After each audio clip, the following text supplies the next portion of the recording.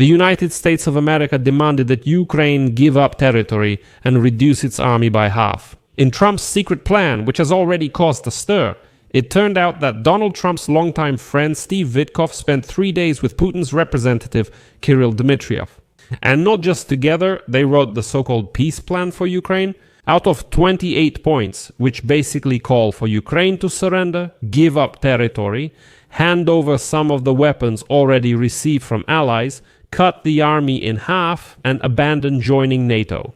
Recognize Russian as a state language. Recognize the legitimate work of the Russian Orthodox Church, give up on reparations, and so on. And in return, Russia promises that it will never attack Ukraine again, and promises to stop terrorizing Europe with its drones and sabotage. And the United States will promise Ukraine and Europe security guarantees, while lifting sanctions from Moscow and increasing trade and business relations with the Kremlin.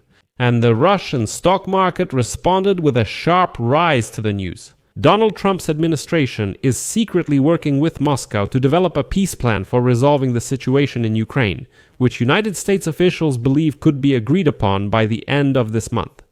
Zelensky and the Europeans opposed the plan. But it seems that Washington has decided to put pressure on the authorities in Kyiv to force Ukraine to surrender. American military personnel arrived in Kyiv to assess the situation and will then fly to Moscow for negotiations. Meanwhile, in Europe, the defense ministers have finally woken up and declared that Europe is already under threat and it's time to take active measures. My name is Alexei Pichi. Let's discuss this topic in detail, but before we start, I ask you to subscribe to this channel, give it a like, and write any lengthy comment under this video. Please subscribe to my Telegram channel, Pichi News, using the link in this video's description. There we publish breaking news as it comes in, because on YouTube it comes out a bit later. Also, if you want to support the work of this YouTube channel, you can do so with any donation or a paid sponsorship subscription using the links and details provided. In the description of this video, it says support the channel, Alexei Pichi. Use any format you prefer. I appreciate any support you offer. So, Donald Trump's administration is secretly consulting with Russia to develop a new plan to end the war in Ukraine. Officials from the United States and Russia reported this to Axios. The United States' 28-point plan is inspired by President Trump's successful efforts to reach an agreement on the Gaza Strip. A high-ranking Russian official told Axios that he is optimistic about this plan. Axios sources reported that the 28 points of the plan can be divided into 4 main categories: peace in Ukraine, security guarantees, security in Europe, and very importantly, the future relations of the United States with Russia and Ukraine. According to an American official, Trump's special representative, Steve Witkoff, is leading the development of the plan and has discussed it in detail with the Russian special representative, Kirill Dmitriev.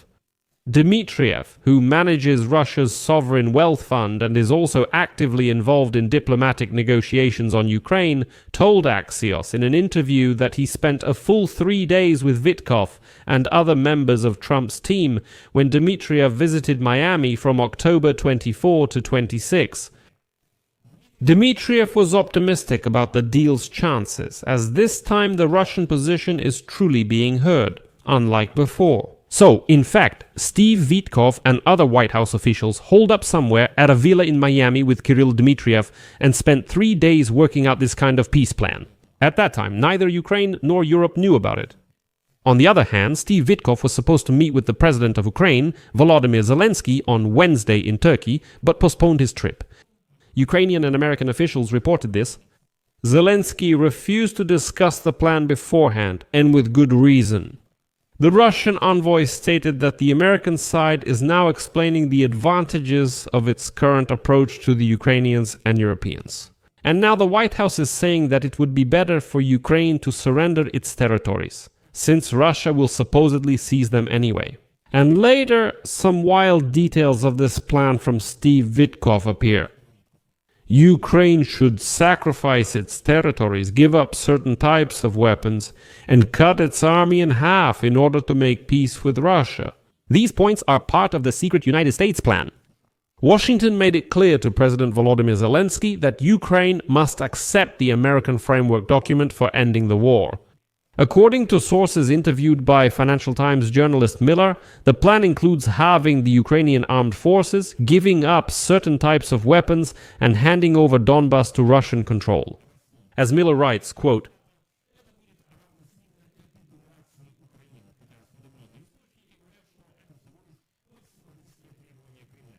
"This is how Reuters, Politico, Financial Times, Axios, and the Wall Street Journal are reporting today." Well, maybe someone else wrote about it too, but these are the only articles I saw. The United States did not involve Ukraine in the development of the secret peace plan. According to sources, Kyiv only received signals about the package of American proposals that Washington discussed with Moscow, but Ukraine did not take any part in their preparation. Later, the plan was handed to Rustem Umerov, Secretary of the National Security and Defense Council of Ukraine, who flew to the United States on November 16. Sources from Politico write that the United States peace plan could be agreed upon by all interested parties as early as the end of November or even this week. The White House is even shouting that the Trump administration is on the verge of a major breakthrough. And the White House reported that the Americans are optimistic and plan to present their plan to Zelensky as a done deal. "You have no choice. We've made a deal with the Russians, so accept it." In the team of United States President Donald Trump, they believe that the Ukrainian leader Zelensky, who is under pressure because of the situation on the battlefield and a corruption scandal, Mindechgate, will be forced to agree to such a deal. Moreover, the White House even stated, quote, "Basically, the opinion of the Europeans doesn't matter. The main thing is that Ukraine accepts the peace plan." I'll repeat it once again. The document is being developed under the guidance of Trump's special envoy Steve Witkoff, in contact with the special representative of the Russian president for investment and economic cooperation with foreign countries, Kirill Dmitriev, so to persuade Ukraine to concede. On Wednesday morning, Trump sent a delegation to Kiev led by Secretary of the Army Daniel Driscoll. An American official reported that this mission was part of the White House's efforts to resume peace negotiations. According to him, Driscoll was going to discuss the conditions on the battlefield and the need for weapons with Zelensky. First and foremost, the settlement process. It is telling that the Russian stock market responded with a sharp increase. The Donald Trump administration and Moscow are reportedly secretly working on a Ukraine settlement plan that United States officials say could be agreed upon by month's end.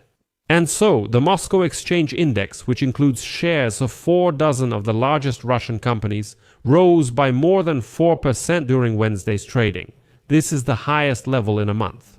And later, the Financial Times published new details about the so-called peace plan that was developed in Miami by representatives of the Russian Federation and the United States.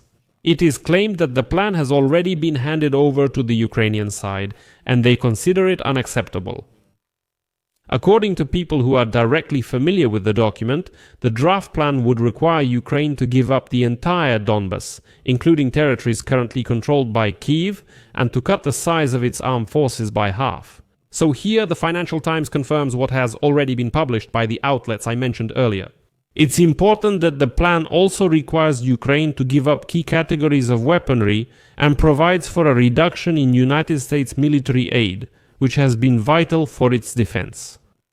The plan also provides for recognizing the Russian language as an official state language of Ukraine and granting official status to the Russian Orthodox Church, so that these KGB agents, or rather Federal Security Service agents in Kazakhs, can continue to legally remain in Ukraine. And what do we get in return, you may ask? And in return, according to this Trump plan, Russia promises never to attack Ukraine again and guarantees that it does not plan to attack Europe. And that's it. No further concessions from the Kremlin were even demanded in Washington. As for the reconstruction of Ukraine, Trump's team hints that this is a question for Europe, not for Russia, which bombed most of our country. But in the end, I'll add one important thought. This plan deeply aligns with the Kremlin's maximalist demands. And without significant changes, it will be unacceptable for Ukraine and Europe. And there is hope that Ukraine and Europe will not accept it. And London will set Trump straight once again. Why do I say that? London still strongly influences Washington. So friends, I'll leave it at that for now. Share your opinions and conclusions in the comments under this episode. Subscribe to the channel, hit the bell, and don't forget to like. That's all for now. Take care of yourselves. Goodbye, everyone.